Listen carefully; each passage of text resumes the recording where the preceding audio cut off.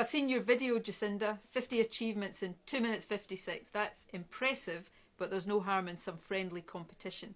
It's now 5 years since I became First Minister of Scotland, so my team set me the same challenge to see how many of the Scottish Government's headline achievements I can get through in the same time. So let's start the clock. More than 26,500 affordable homes delivered, 70,000 households protected from the Tory bedroom tax, £4.8 billion extra funding in the NHS, free personal care maintained for older people and extended now to under 65s, extended IVF treatment, improved prevention, early diagnosis and treatment of cancer, invested £1 billion in mental health.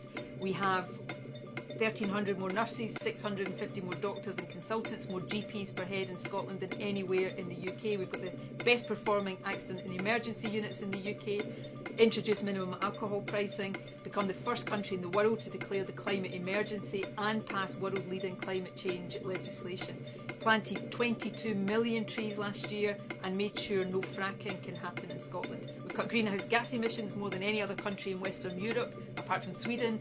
We're protecting Scotland's food standards and banned GM crops. We've delivered Scotland's baby box, formed the UK's first ever gender balanced cabinet, passed the Scottish Turing Law, righting a wrong for gay and bisexual men. More than 43,000 kids are getting more childcare, saving families up to £4,500.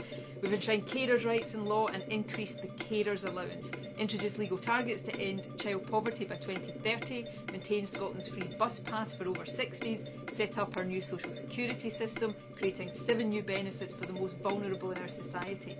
We've built or refurbished 364 new schools. We're investing £750 million on closing the attainment gap.